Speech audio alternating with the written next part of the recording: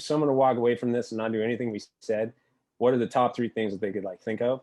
If you're getting burned out throughout your day, 1, breathe. And one of the breath patterns that I really like for resetting, if you're not doing box breathing, is inhale as much as you can through your nose and then a little bit more. So it's 2 inhales and then an exhale through your mouth. 2, touch your toes. And then 3, transition well. Whether it's from call to call or from work to home, intentionally know and say to yourself, whatever it takes, that I am not on that anymore. I'm not on the rig. I'm not in the hospital. I am now at home. And whether it's when we go from thing to thing to thing to thing, overstimulated and don't release ourselves, that's when we get burned out. So transition well. Yeah. Just being mindful of what you're putting into your body. It's making making the space and the time for your own self-care and awareness, honestly, just awareness.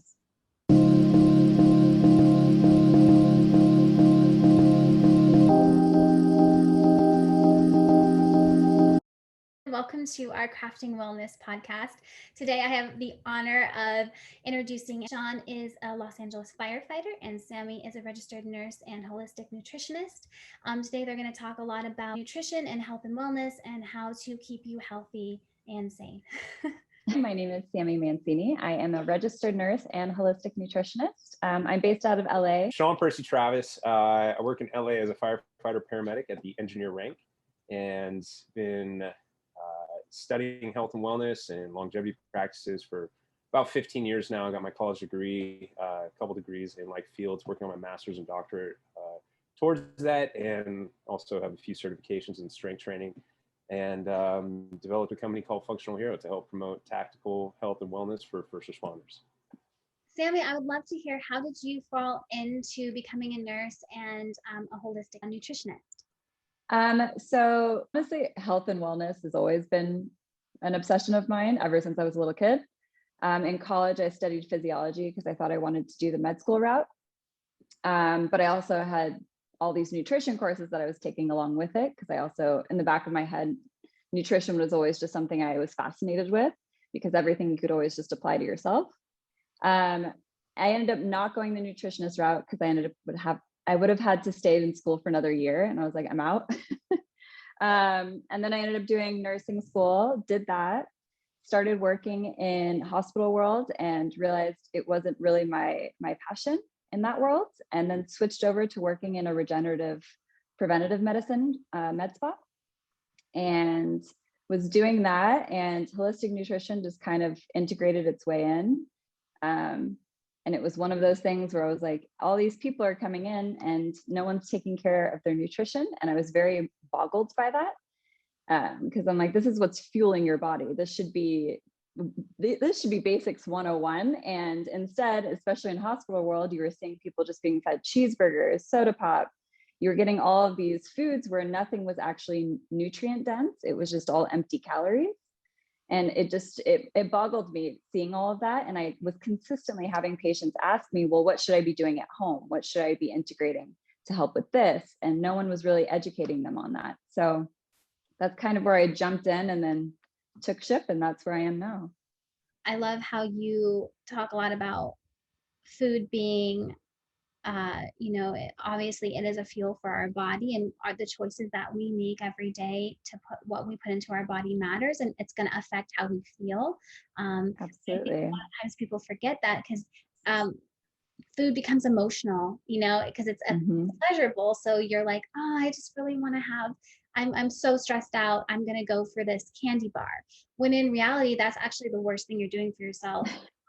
In the moment, it might taste really good, but in an hour or two, when you're having that crash and your body doesn't have any nutrition, you're going to be feeling that. So I just think it's a really important thing to talk about, like how you battle between helping people with their emotional response to wanting to eat something and actually making a choice to say, no, this is what's healthy for me and this is what I should be eating, because it probably becomes like a habit, I would imagine. Oh, absolutely. And not even a habit, but your body becomes addicted to those foods. So they crave it, they want it, even though it has no nutritional help to your actual body. Their body craves it on a genetic level. It literally craves what it wants. So like for those who are addicted to sugar as well, sugar brightens up the part in your brain the same as heroin does. And they've done studies on rats as well, where rats were given the option between sugar and heroin, and they kept going back to the sugar because it has such an addictive quality to it. So it's very fascinating seeing all these people who need all these help, but instead just go for whatever's quick and efficient, and it makes them feel happy for those few minutes. And then afterwards, it's just a crash and burn. And long-term, of course, it's just destroying your body. So I'll introduce myself. I'm Sean. I'm a sugarholic. I'm happy to be here. And I mean that seriously. I really do. So to back up what Sammie's saying, sugar is the most addictive drug we know on the planet. So to understand that we're not, it's not a discipline issue when you feel drawn to the cookies or the chips with the sugar in it or the bread with the sugar in it. You're dealing with the most severe addiction we know to man.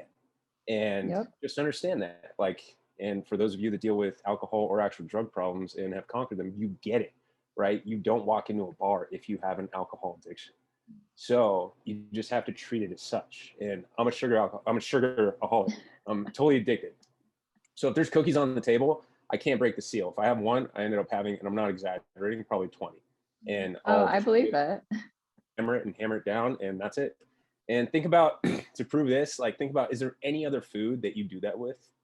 Do you pick up a stick of broccoli and eat one and just start hammering down a whole bag? No, because your body's working on literally an addictive state, and it just obliterates your system. So for those of you struggling with sugar highs, lows, ebbs, flows, it's totally normal. Just understand it's an addiction, and we can conquer addiction by habits, and that's it. But yeah, absolutely. So into the nutrition side of how we cook the station and everything. Yeah, I go bar none to make sure, everyone puts in $10 for one meal, $15 for two is kind of how we do it.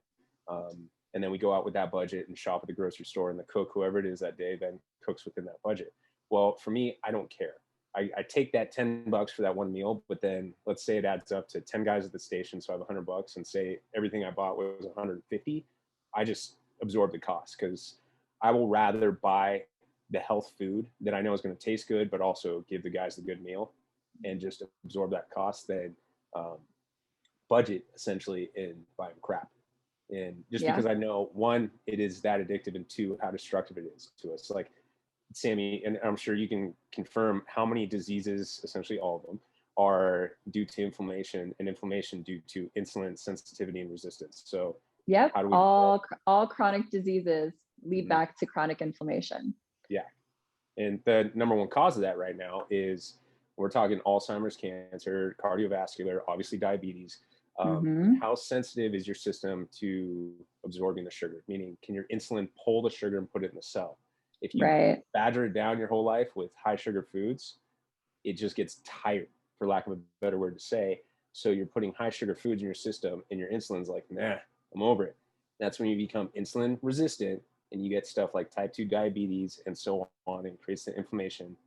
Right. And did you hear about that they're now considering Alzheimer's type 3 diabetes? Yes, I did.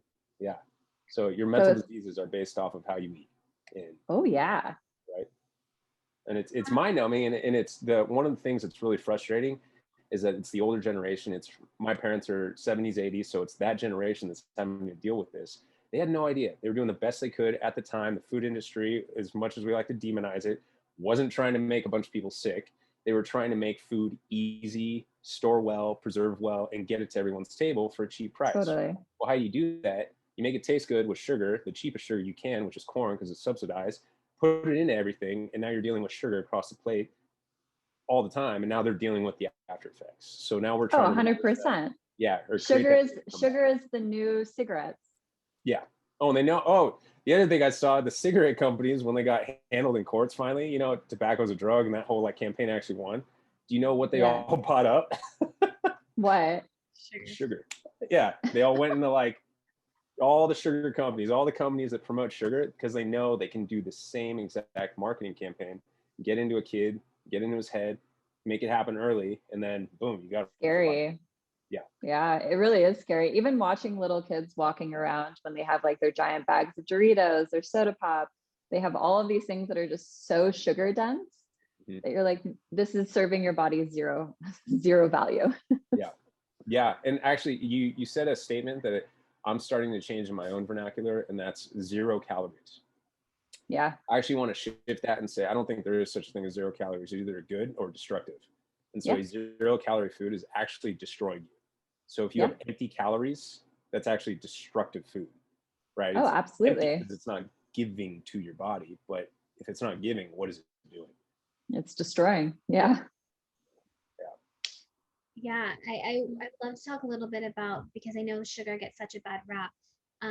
Do we feel this way about natural sugar? Like, is it that way for fruit as well? Because I wonder, my mom is, she's older too, and she doesn't eat a lot of sweets and stuff, and the doctor says, you have to stay away from it. And I tell her, well, Mom, I think fruit is okay. And the doctor likes to tell her, no, she can't really have any fruit. What is your thoughts about fruit and being sugar? Because from what I understand, since it has fiber in it, it's a different type of sugar altogether than what we're talking about. We're talking about like refined, processed white sugar. Right. So usually with my clients, I'm okay with fruits and berries, unless they do have, like if they're showing to be pre-diabetic and they do have those issues, then I have them switch more to the berries, because berries won't have as much of effect on your blood sugar level. When it comes to fruits, you just kind of have to be mindful with it, because they can spike your blood sugar. But again, I'm with you on the fiber, because they have the fiber and they are also healing your gut in that aspect. It's okay in my book. You just kind of have to be mindful. So like, I have those who want to create all these smoothies in the morning, but I'll look at what they're putting in it and it's just all fruits. I make sure that they integrate more vegetables into it. So that way you're just at least not getting that huge spike in that blood sugar, and it's going to be a slow rise and then even out. So as long as you have some balance with the fruit, I think it's okay. And then if you do have that crazy sweet tooth, berries are my go-to. Yeah. And to back what Sammie's saying, fibers are key, right? And it's how fast is that sugar getting into your system and then spiking and creating that insulin response that we were just talking about. If you don't have fiber's like it's your goalie. It's chilling it out. It's letting it absorb slowly so that your brain doesn't get this like immediate boost of just like the craze, right? The sugar high. And then Yeah. what happens after, you get the sugar low. So if you get something high fiber, then it kind of creates that balance absorbing effect and is allowed to hit the cell at a healthy rate, essentially. So it digests through your GI tract at a normal, healthy rate. So when you're having like, a candy bar or anything with like high fructose corn syrup, or even just like juice concentrate, which doesn't have the fiber, what's it doing? You got the go without the brakes. So you're just getting this massive spike, and then you get the whole, downward spiral of what's happening with high sugar, low fiber. Yep. And another way, if you do want to try and prevent the blood sugar from jumping all the way up in your meal, if you realize that you do have a bunch of fruit and berries with you, one of the best ways you can actually do on your plate is if you go for the proteins and the fats first before you start eating the carbs or the berries, that it can also help stabilize your blood sugar as well. So it doesn't give that huge, crazy jump up. And then. That's a great tip. In both of your professions, it's so easy to not take care of yourself when you're taking care of so many other people. And a little bit about why you think that is. Is it because of stress? Is it because of, crazy schedules, being tired? It's kind of ironic that, when you're in an industry where you're taking care of other people so much, you're forgetting about, taking care of yourself. Absolutely. I mean, I saw that all the time in the nursing world. I saw so many nurses that would spend so much energy taking care of everyone else, but they didn't spend any time taking care of themselves. And was one of my biggest things, that I was very much so made aware that I need to protect my own energy and my own health, because how am I able to take care of anyone else if you can't help others when you have an empty cup? So I was very much so trying to implement that, because I would walk into a 7 a.m. shift at the hospital and come into a break room, and the entire table would be filled with KFC chicken. Like everything was deep fried, waffles, like you name it, where I was like, where can I have a hard boiled egg or can I have something of any nutritional value? But they just kind of go for whatever's quick and easy. And I was talking to Sean earlier about this, about how a lot of health professionals, like they really do just go for whatever is quick and efficient, because a lot of times they don't even really get a break. They might get a 30-minute break, maybe a 15-minute break here and there, but unless they really push on it, like I had days where I didn't have any breaks, which is A, illegal, but B, it would just completely destroy you, where I'm like, okay, I don't have time to eat. I don't have time to sit. I don't have time to care about myself for 5 minutes. And instead you're spending all this energy trying to take care of your patients, but even they're not getting the most quality care that you could provide because you're so depleted. So it was really hard seeing that, or they're dealing with more health issues than their patients are, and they're still trying to sit there and work. But I definitely believe that you just have to be aware. That I feel like awareness is like number one. The second you're aware that like, okay, I need to at least make sure I get 30 minutes today, or at least get 15 minutes. And like go outside, take a walk around the block, try and get some nature, some sunshine just shining on your face, or making sure you have food that's readily available.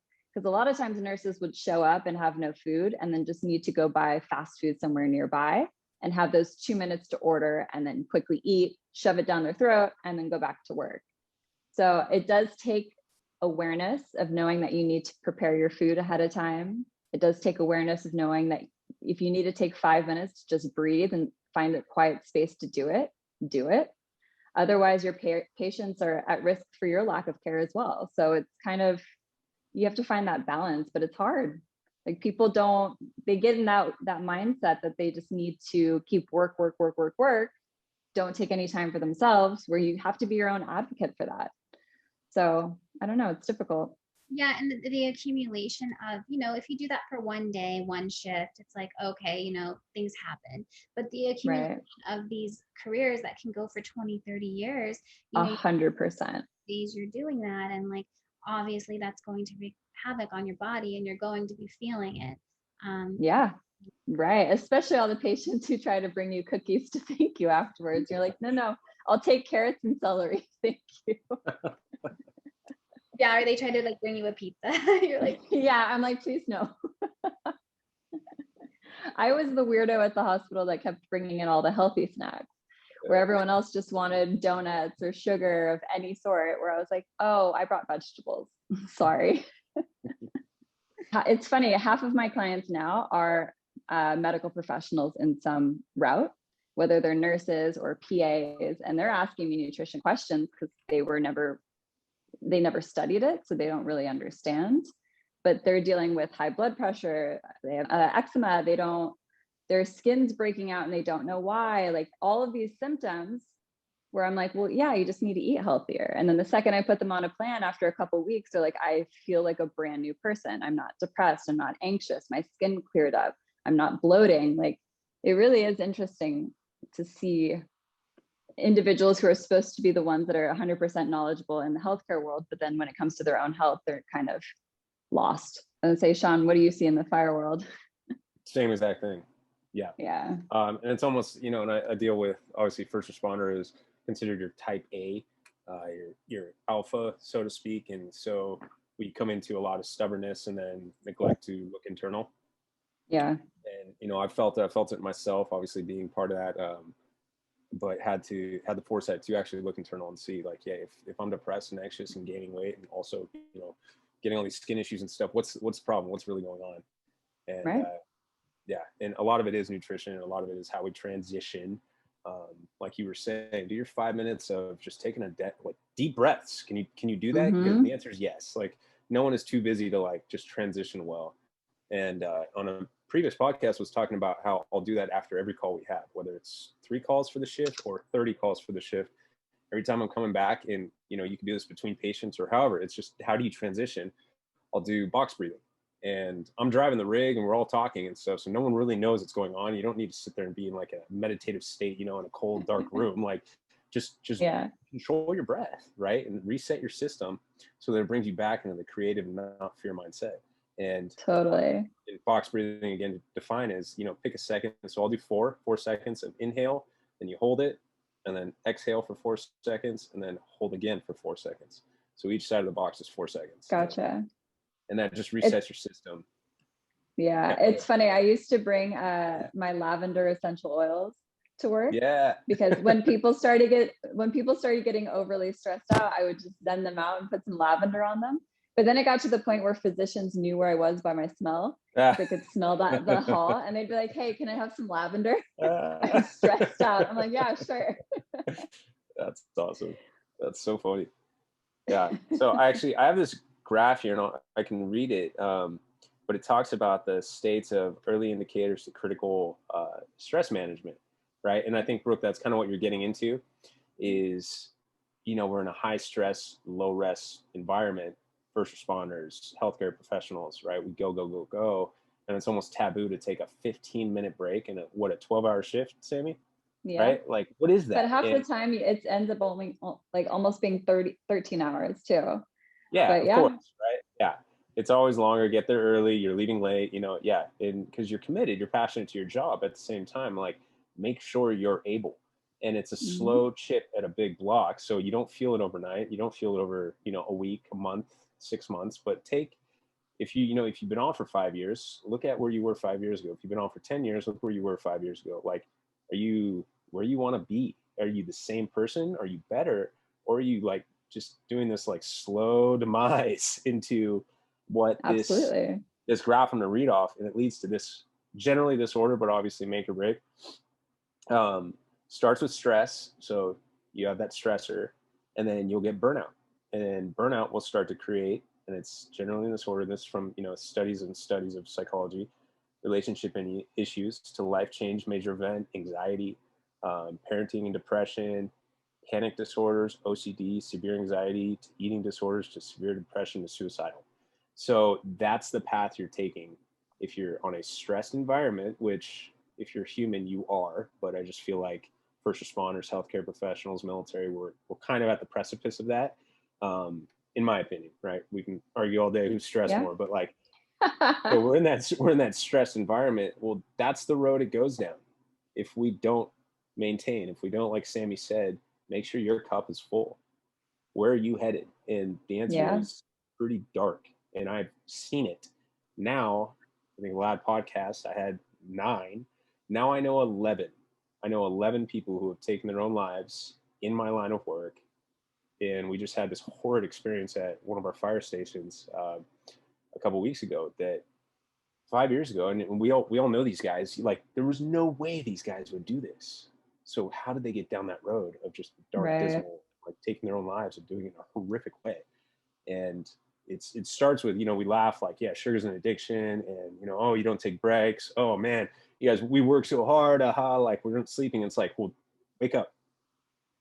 Because if you're not starting and maintaining your day and transitioning right and then ending your day correctly, this is where it could lead. And absolutely. It's not healthy. And like, this is the darkest it could lead to. We had a murder suicide within our fire stations. Not everyone's going to go that dark, but I don't even want to be on that path. You know what I mean? I don't even want to be like teetering with those ideas, with those. And I've dealt with depression, anxiety through my job, through lack of rest, over stress. And it's not where I wanted to be. I looked at myself and I go, I don't even know if I would want to hang out with me. I got my good days and my bad days. And it's like, this is not okay. We have to fix it. And so we start doing this by self-care, eating right. Obviously, that's, if you're not eating right, you're screwing yourself right out the door. So, but eating right, taking control of that, and then taking control of your transitions. Like, are you breathing right? Are you taking control of your breath work? The one thing that can go from your autonomic nervous system into your controlled, like, go back and forth, take control of your body. Are you stretching? Are you moving? Are you doing? What are we doing? It's a lifestyle that we've chosen that's high stress, low rest, and we're constantly chipping away at this block. Well, we know the road it goes down. It is super dark and dismal, and we don't want to be that person that's bitter to hang around. We want to have, right? I want to be that dad that's tossing his kids in the pool at age 60 and having a blast doing it, and I'm gonna be. We heard about how you're going to be tossing your kids in the pool at 60. I love that. I love that. Hell yeah. Because people, we want to feel good. No one wants to feel bad, Right. It comes to the point where you're like, all right, I feel bad enough now where I don't want to do this anymore. And I have to make those steps, because I think it's just not easy to, people expect right now, I want to feel better right away. Oh, well, I ate broccoli and chicken last night for dinner. I didn't lose any weight and I still feel crappy today. What the heck? it's like, it doesn't work that fast, but everybody, Right. we're in a society now where people expect it like, oh, well, I did that one thing that one time, so it should work now. And it just doesn't. It takes patience. It takes small changes. It takes, Absolutely. some consistency. And I think that's what people need to realize is like, if you're looking and you're thinking, okay, I have these two options for food today, just always try to make the better choice, make the choice that's, the ingredients that you can actually pronounce, as natural as possible, I would think would be the best, as low in sodium, sugar, and try to just like implement that as much as possible instead of having a soda, have water, or have a green tea, or have an iced tea. Absolutely. It's the small changes that make the big changes at the end. So I always tell my clients, like, don't try and get overwhelmed with these fad diets. Don't try and do all these different changes all at once, because it's not sustainable. If you can at least do one change a week, that will get you on the right path. You're not going to see results right away, but you will see them later on down the line. Mm-hmm. I've noticed a lot of young people seeming to have a lot of like autoimmune and like thyroid conditions. Do you see that a lot, Sammie, with what you do? A lot of I have been seeing a lot of autoimmune issues, and a lot of times it does go right back to your gut. People don't realize that over 70% of your immune system resides in your gut. So when you are feeding it a bunch of food and it's not nutrient dense and it's just a bunch of processed food, inflammation is going to be through the roof, and your body's not going to be able to have that proper immune system that it's supposed to build. So it is one of those things where you are seeing it a lot, but the second you start making these minor changes, your body will appreciate it. And in the long run, you will see changes for the better. So how would someone know if they were inflamed? Can they tell? Are they bloated, or are they fatigued? Like, what are the signs of that you might have inflammation and you might have gut issues? Yeah, it might be if you're feeling anxious all the time, if you're feeling depressed, you're bloated, your body just feels off. Like you feel like almost like brain fog in a type of sense. Your joints start to hurt. It's different things for different people. But usually you can also get a blood work done, have your CRP checked. And that's a huge inflammation marker as well, to try and see what's going on internally. Yeah, and kind of like back to what you were talking about with kind of just the way that the slope kind of goes down to this really dark place that obviously no one wants to go to intentionally. Um, I think I'd love to talk a little bit about functional hero, and tell everybody a little bit about how you're combating that and how you're advocating for first responders and firefighters and military and people in these kind of jobs that might be unknowingly going down that path. Yeah, absolutely. The good news is that that's not the only path we can be on, right? There's numerous paths that we can be on in this life, and if we're on the overstressed and arrested, that's where it goes, and that's the step, right? We don't want to be in that. I'm not going to be on that. I'm committed. I'm going to be doing epic shit my whole life, and I've chosen that. So that means every day I need to be doing something that adds to that pot, not to the overstressed pot. So is it choosing the healthier meal over the donut and the pie, right? Obviously, yes. So let's do that. Like Sammie said, just pick a thing a day or a week, like just do something that gets you back over to that other path. And with that high stress, low rest environment of first responders and healthcare workers, it's tough. It's tough to make those decisions, especially when you're called upon nonstop. And we're almost expected to show up. Actually, we definitely are expected to show up 100% all the time. Right. So how do we get back to ourselves? And it's by doing these lifestyle habits that don't take much time. They really don't. It's making that decision, like, am I in the best shape right now that I'm ever going to be in for the rest of my life? And that was a gut check for a friend of mine who wasn't in that good of a shape. And I'm like, hey, dude, are you making good decisions? Because the way you eat and the way you move and the way you like transition throughout your day, you're not getting any better. So this is it. This is the best you're ever going to be. Are you good with that? And obviously he wasn't. He started making some really good transitions. And so that's what kind of functional heroes coming on around is, how do we get it in the hand of all first responders of the best way to move and the best way to transition, the best way to regain the health of our nervous system, so that we're in that strong, vital path. Like, what are those things? We've all heard about it. And, you know, you hear about like ancient practices or new practices or whatever, you know, oh, you should breathe. Well, yeah. Okay. Oh, you should stretch. Okay. Yeah. Like eat well. Cool. Well, it sounds simple until you go to put it practice in your own life. And then it's right. You can only lead a horse to water. And so that's what I'm trying to do, is lead every single one of us to that water and just say, all right, here is the step-by-step, take the thinking out of it. The research has been done by people far smarter than me and more aged and wise and all that good stuff, full of panels across the board for decades. Here's the results, do this. And so I'm pulling it all together and putting it in one app for that first responder world, that healthcare provider world, of saying like, look, we get our lifestyle is not the cyclical one of your average human. We don't wake up and go to sleep in the same bed every night, nor do we go to sleep every night. We don't have control over our schedule. And excuse my language, but there's something at the station, it's a joke, like you never get to shit, shower, or shave without getting interrupted. Like, so you're always on edge. Well, if I'm always on edge throughout the day, how do I bring that back? How do I bring that health back? How do I recover my nervous system, right? Am I taxing it more with, obviously, it's the caffeine, the energy drinks, right? They have long list of stimulants, tobacco. How many guys do I know that dip, that start with an 8 a.m. lipper and then start drinking that coffee? I know guys that take a lipper, put pouches in their mouth to go to sleep. Like, it's, dude, there is some extreme like stimulant addictions going on in the station and in the force. And so how do we bring that back? Right? That's not sustainable. So Functional Hero, I've committed, our team is committed to putting those easy health and longevity measures into our hands. And one, fitness, right? You can't talk health and not say fitness.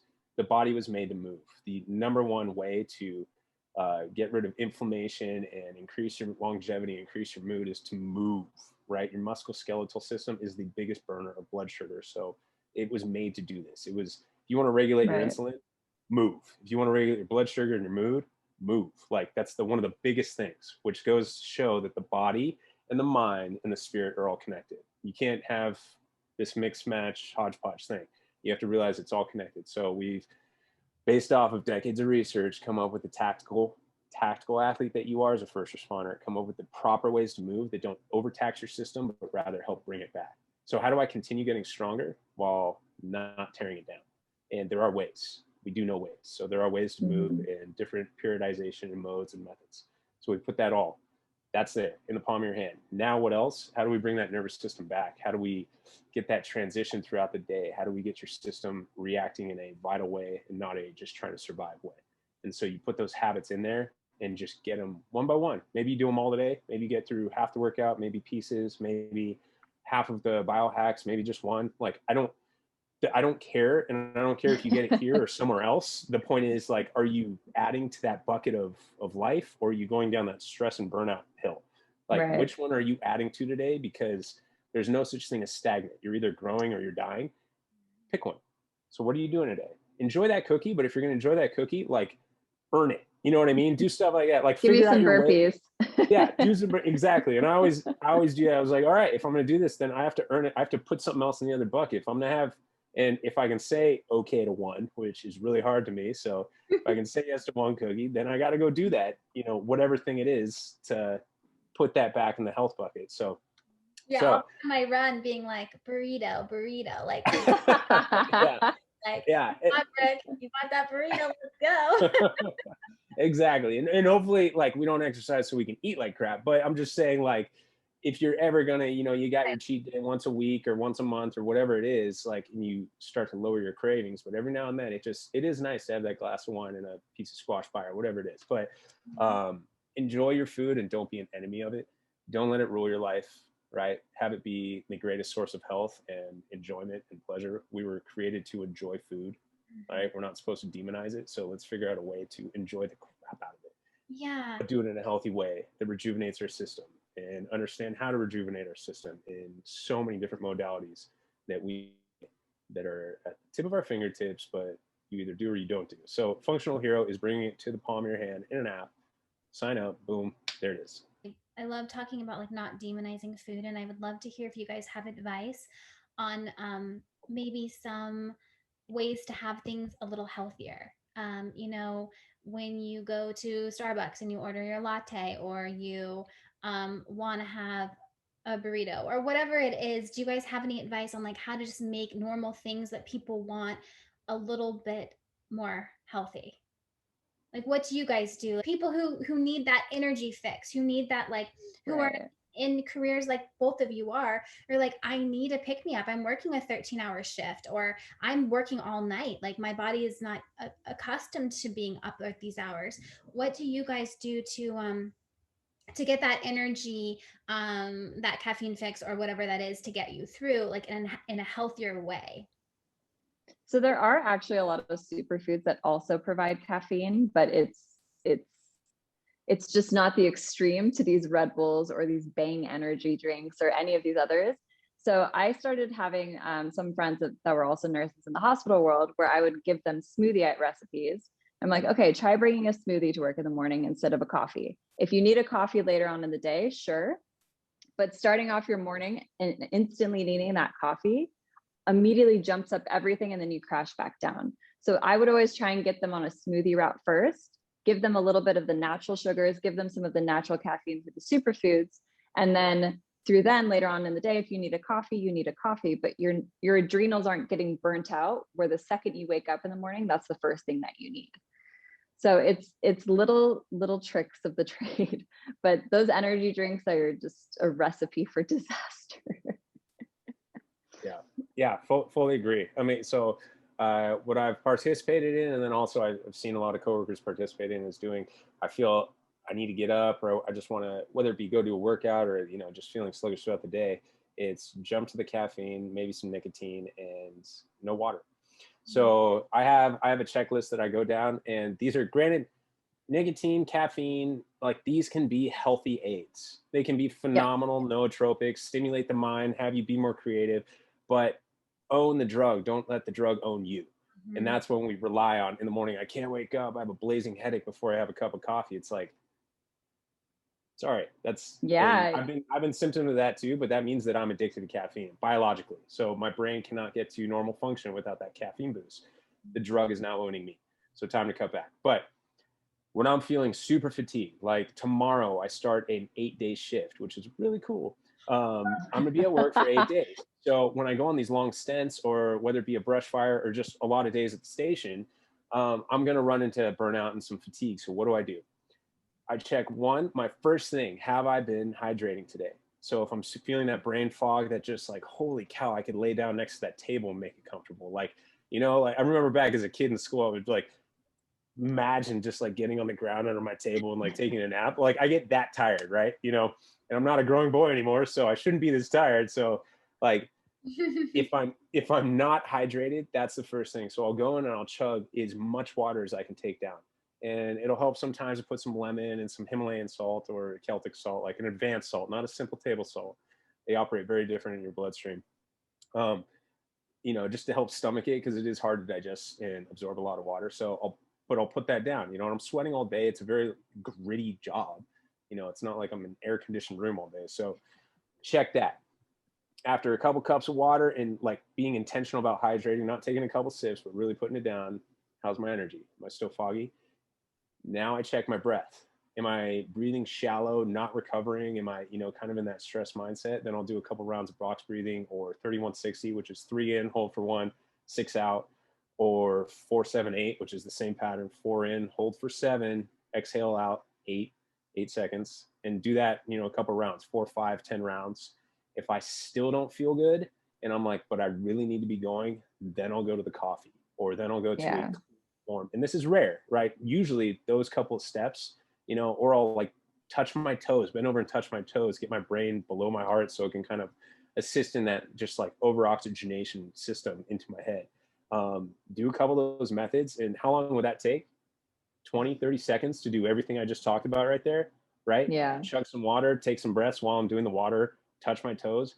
If that really didn't work in a couple minutes, then I'll be like, all right, I'm gonna have half a cup of coffee, see if that boosts me a little bit. And not only that, now that I have the coffee, I'm also hydrated, so it's gonna like help my system out a little bit more. And then even then, there are some clean forms of nicotine, like Lucy gum, which I'll go to then. But again, I only go to those things as okay, I'm really hurting and I need to be up for a couple hours. That's Right. it. But It's funny you mentioned even like touching your toes, because it is like you just bend over, touch your toes, stretch it out. All of a sudden you stand up and you're like, oh, I feel a little bit better. I used to make other girlfriends with me in the hospital. We would do like, all right, 10 jump squats. Let's do this right now in the hall. But it was the second you did that, your blood was flowing. You had a little bit of adrenaline. You were happy and you woke up a little bit. Yeah. So, yeah. Yeah. Yeah. And you start to realize like your fatigue isn't actually a drain or burnout. It's just, you just need to reset your system. Like you just need just a quick reboot real quick, turn the power off and right back on again. And you're like, I feel revived, right? It's not the same as like having a shot of espresso or two. No, you're not going to get that same jump. You're going to be like, I'm okay. I'm okay. Like, I don't feel like I need to curl up around a table and pass out. So, yeah.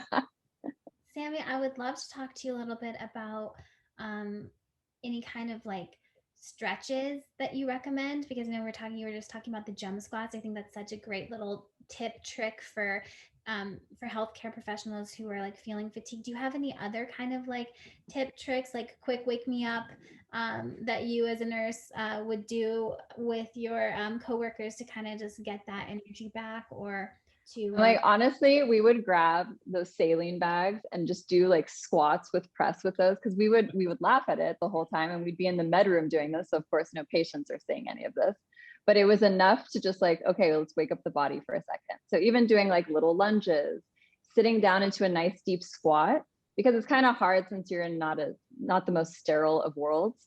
So everything isn't very clean, so you can't really lay down, but even sitting in your chair and crossing your legs over, bending over, doing any type of that, or even using your desk and popping it up to where you're standing instead of constantly sitting, because most nurses are hunched over all day long charting.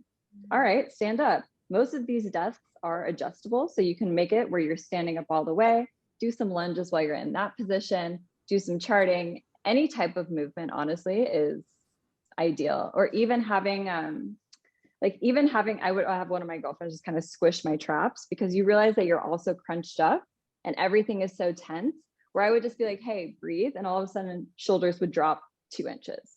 So it is really bad when you're constantly focused and crunched over a computer all day long, or moving patients all day long, because if you don't have the proper body mechanics, it can really, really hurt you in the long run. But yeah, any type of stretching, any type of just bending over, using your chair as a type of modality, or just being aware that I shouldn't be sitting down for 10 hours of these days. Like I should be standing up. I should move around. But yeah, it's difficult when you're in hospital world, just because you only have so many places you can hide and try and do this. I was like, the med room was always my favorite though. That's great advice. I love that. And Sean, what about for you? Because I know a lot of times you can actually be super active. They have gyms at these at their firehouses. Yeah, we do. This isn't fair. Okay, you're working out. Come on now. I'm like, you guys have a gym. You guys have a kitchen. If we had a kitchen, that would have been a world of difference. Instead, it was like one fridge where everyone just shoved their food in, and that was the extent of that. Which, to validate what you guys are saying, we should be the healthiest mofos you've ever seen then. And we're not. So, right? We literally have a set of weights. We got bikes. We got treadmills. We got a kitchen to cook in. Granted, our time is not our own when we're there. So, you're lucky to get a workout in if you get a full one in. There's days where you don't even get to touch any modality. And you're out all day, all night, and you don't get to cook your food. So there are those days. But, yeah, for like, if say we're having that kind of day and I can't like literally go put together a workout and go in and out, literally the simplest things of just touching your toes. That's about it. Like that little stretch right there. And we're actually on our feet most of the day. So retilting your pelvis back and forth helps with that. And then doing the deep squat. If you can't, you need to work on this, but get to the point where you can keep your heels on the ground and squat all the way down. So you shouldn't be on your toes like a catcher, which, I had years and years of being a catcher. So I was always in that squat position in baseball, and I still couldn't get on my heels. So I was literally in that position because it's a very different pelvic tilt, which is where a lot of your issues of lower back, mid back, hip problems. If you have bad back, you usually have bad hips. So conquer the hip issues. And a lot of times you'll be able to conquer the back problems. and it helps with your bioconnectivity and, you know, how your biomechanics and what, if you're lifting a lot, which, you know, most healthcare professionals are moving patients and moving equipment, moving, right? What are you moving? Are you doing it correctly? Do you have good Right. right? Yeah. Yeah. And I used, sorry. oh no, I was going to say, Sean, did you guys ever do the back-to-back? Because me and one of my girlfriends used to always do the back-to-back and then bend over. So at least one would get the chest opener of that opposite being hunched over all day. And then the other one would get that deep stretch. Or No. do men not do that? No, I haven't seen a lot of guys jump on each other's backs to stretch, but no, it's just the back-to-back. no, Where I you get guys it. lock Yeah, arms and I then get it. bend Yeah. over. Hold me, bro. Yeah. I mean, you know what? I'm gonna run it by a couple guys, see what happens. You guys. I hope so. Yeah. Yeah. Nope, haven't done that one, but there are, and you know, I'm not alone in this. There, you know, probably 3 out of 4 guys are very aware of what we're talking about. At least half, right? You know, I'm being total general with my statistic here, but as soon as someone bites into one another's energy, meaning like, oh, I get this person's about health and longevity, you start play off of that. If you got people at your work that are like even aware of it, play off of that. Like Sammie was saying, like she would go and do these like, you know, thruster squats with, you know, saline bags together. So play off of that. So I got a couple buddies at work to be like, hey, later today, you want to try to get in some core work and stretching? It's like, yes. Now we're keeping each other accountable. And 9 times out of 10, when we go to do it, someone else is going to jump in. And you grab them, you clown them, you joke with them. But even if they're, you know, you just get it into everyone's head. And like, as you push back the unhealthy portion of the meal at the table or whatever it is, people pay attention to that. Hey, dude, have some donuts. And you say, no, not for me. I'm on the program. Is the joke, you know, oh, I'm on the program. Like, people pay attention to that. And you know what else happens? If I go and take a bite of that donut, I watch probably half my crew go do the same thing throughout the day. So instigate each other. And I'm not saying I'm the lead. I'm just saying like, if I watch my buddy go eat a bunch of donuts, like now I'm more inclined to go do that versus if he says no, now I'm more inclined to say no. If he like goes and makes himself a healthy smoothie, I'm more inclined to do that. So we jump off each other's, you know, habits. So by creating one habit or seeing your friend or your coworker have that habit, like jump onto that, like create that momentum together. Right. It's super impactful. It's cool because then you start seeing people stop offering you these things too. Like they'll stop offering you the donuts. They stop offering because they're like, oh, no. Don't even do that. Or they start bringing foods that will be like, oh, well, they'll eat this. I should bring this to incorporate that. Or, hey, this person doesn't eat meat. Maybe we shouldn't bring a bunch of cheeseburgers.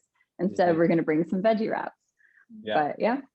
I literally, my last shift, we were at the store shopping and one of the guys was an out-of-station guy that was cooking and he goes to grab this big loaf of bread and like some cheese. And my captain interjects and he goes, oh, no. None of the guys are going to eat that here. And I just like, right.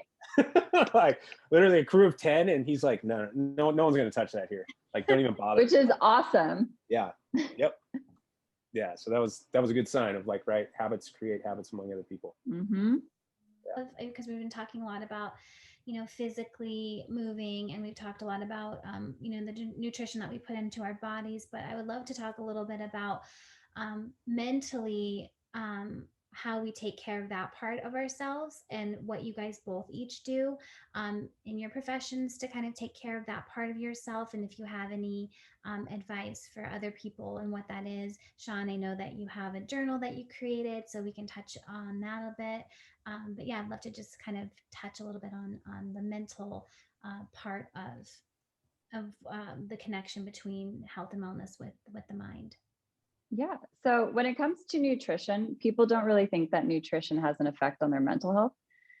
But what happens a lot of the times is, I'm sure you've heard of leaky gut, and you're eating all these foods that are causing crazy inflammation in your body. And you have these little junctions in your gut lining that prevent foods or bad foods from being seeped into the rest of your body.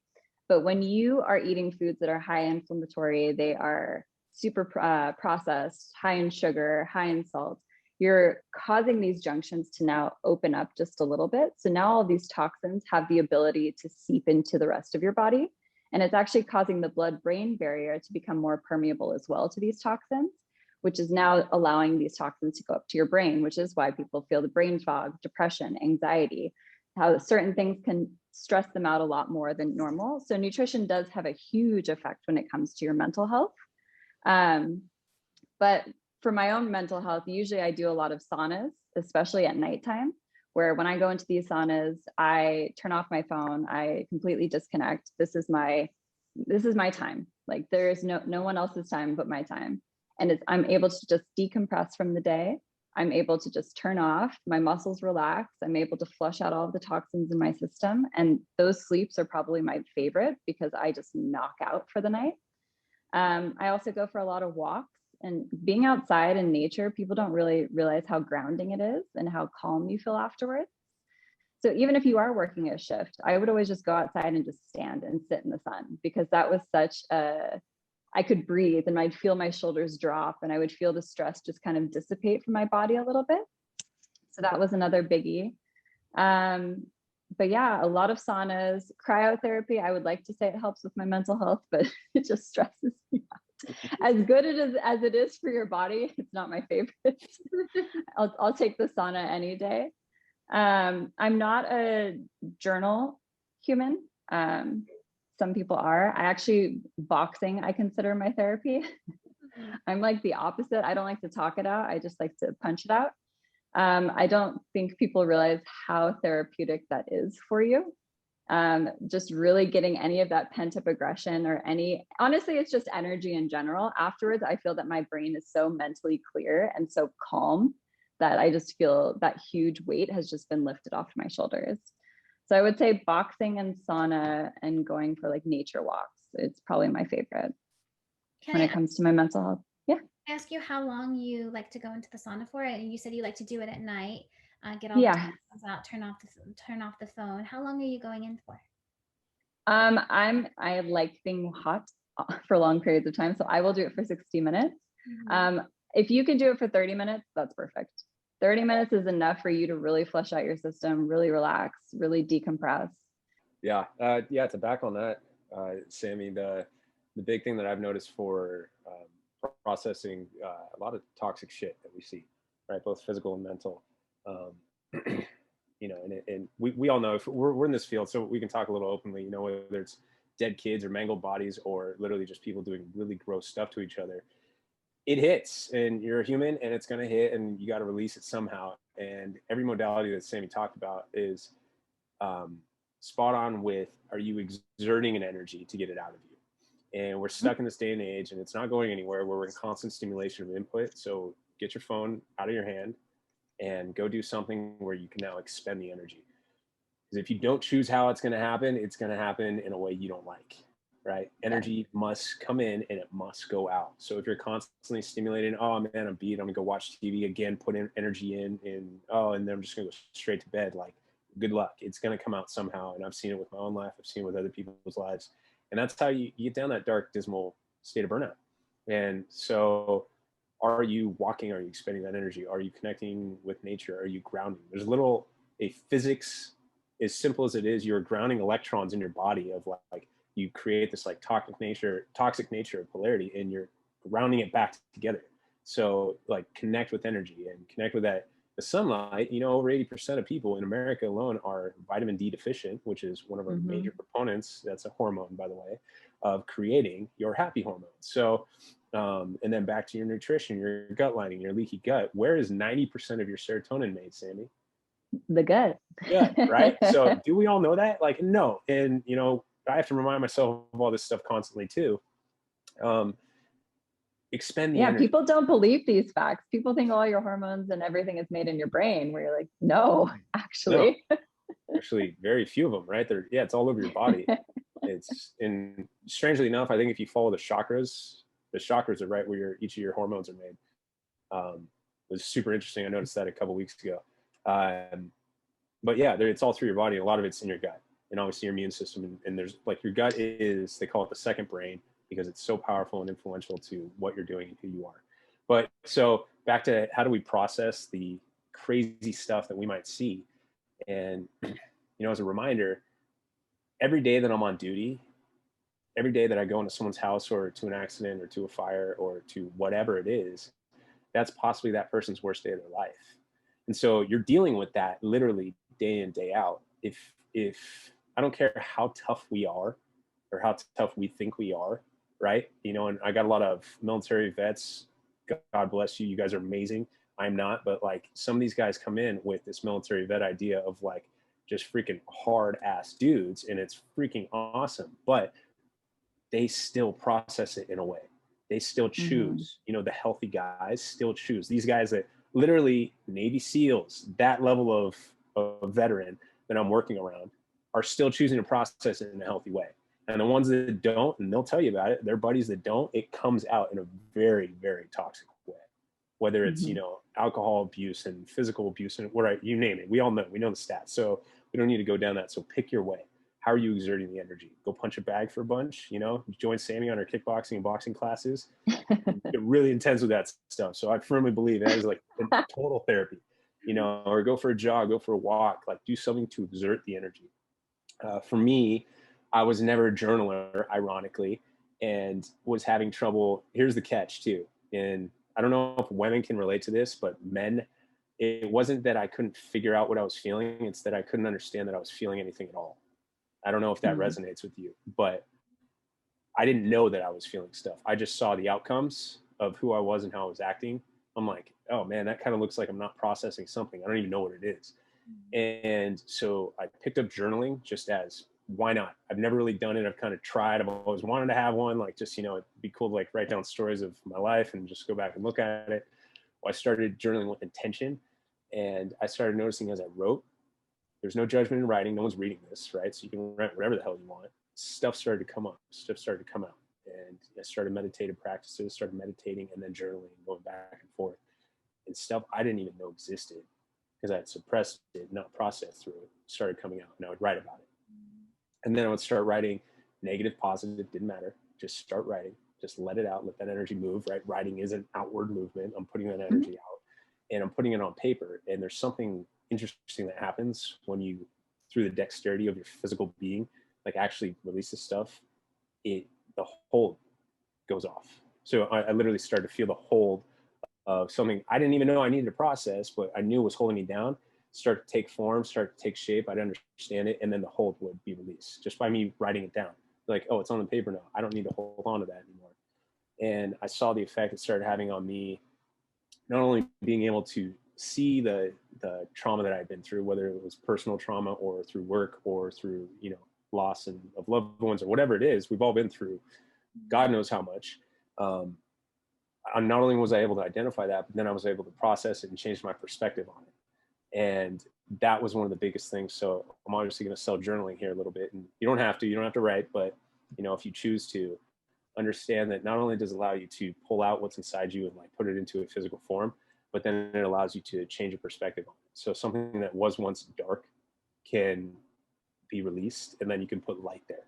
And I know that sounds cheesy and woo-woo, but it's as literal as it sounds. And so that dark area of your mind, of your heart, of your soul, then becomes bright, right? You no longer, I don't have the energy to hold on to that. I don't want to hold on to that. So now what's going to take its place is something positive, something light, something mature and wise, and hopefully, you know, that'll help me be able to process more of that stuff as it comes through life. So I created a journal for men specifically because I know, like I said, I think, and I'm not trying to assume, but I think women are a little bit more in tune with their emotions. So I just know men, and the men that I work around and a lot of men that I talk to are not. And, you know, Sammie and I are actually blessed to have mutual friends, a lot of guys who very much are, and that's kind of a rarity.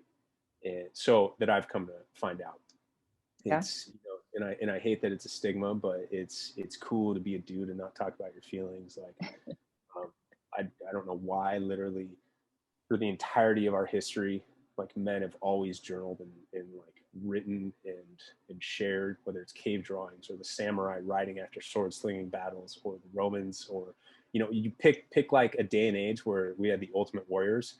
They were processing it somehow, and we have written form of it everywhere. That's literally how we have like our history books and written down battles and all this stuff. So I just started creating a journal that could jump into that for men and promote healthy masculinity, not toxic, not holding on to this like crazy stuff and then having it come out in a physical way that we didn't process and didn't want. So, and then I was coached and taught on the 4 archetypes of male, king, magician, warrior, and lover, and how we have all 4, but we want to be in control of all 4 of those houses is what they're called. And Those are different aspects to ourselves. We have times where we need to be a warrior, or times we need to be a lover, a king, or magician, and just understanding that. So the journal kind of walks you through that. But Awesome. and those exist too for females. They're just called something different. I think it's a huntress instead of a warrior, and a queen instead of a king. But yeah, so for me, Brooke, you brought up journaling has been a very powerful antidote to this. And because amongst the crews, amongst your coworkers, you would think, oh, that was a bad call. You go home and you talk about it, but you don't. You might a little bit, but it's a weird space. And you're still in work mode. You're still in warrior mode. Well, I need to go in like my lover and magician mode. And you don't do that at work because you're on the go. So how are you going to process that? It's going to be usually on your own time. It's either going to be punching a bag at the gym. It's going to be, journaling on your own time, meditating on your own time, walking on your own time. So instead of letting that burnout slope happen, when I go home, I transition well. I do my breath work and hopefully meditate and journal and release this stuff, Yeah. And do physical movement. I do a lot of physical movement. Literally over 11 workouts a week. And I know a little aggro on that, but I've been monitoring. I'm training for this big race I got coming up. Yeah, you don't need to go that extreme, but that's just, I'm trying to, I have this lofty goal that I'm going to hit in August, and I'll tell you guys about it after. But the point is like, I'm committing to outward movement, outward goals, Yeah. and allowing that energy to process so that it doesn't come up when I'm sitting at dinner with my parents this last weekend and they say something that triggers me, and then all of a sudden I turn into an asshole. Did that happen? No. Has that happened in my past? Yes. And it's not fun. And I don't want it coming out that way. Right. So yeah. Find whatever works for you, whatever way. And it might be different. Some days you might feel like punching a bag to get it out. Other days you might be like, I need to call my mom, or I need to talk to my therapist, or I need to write it out. Absolutely. Or I need to snuggle with my puppy all day. Like whatever that is, to process what you're going through. I think it's really important for people to just realize that there's no really one right way. And just because you do one thing doesn't mean you always have to do it that way. You can kind of just listen to your body and like what you need, because when you're starting to feel run down, when you're starting to feel like I'm so stressed out, I can't take this, is like overwhelming. I need to take a moment. I'm going to go into the sauna for an hour. I'm going to, do whatever I need to do to just shut down and like replenish myself, because then you don't have it to give back in your career. You don't have it to give back to your loved ones. You don't have it to give back to your family. So yeah, I think you're right. important with, just how we are in our lives right now. Everybody is so busy all the time, and work does take up so much of that time. Just being able to find those moments to process what you've been through in the stressful jobs that we're talking about, even any job really. You just have to find that time for yourself. And sometimes it's like, as a nurse or as a firefighter, like getting home, like seeing some of the things you've seen, or losing patients, you go home and you're like, I don't want to talk about this. Like, how was your day? Let's not talk. I don't want to talk about it, and like, so then in your own time, in your own way, it doesn't have to be right then. You just need to find that time for yourself to process it however you need to process it. Absolutely. And just the awareness of it alone is like the biggest step. So being aware that you need to do something and then making those moves, that's all you need.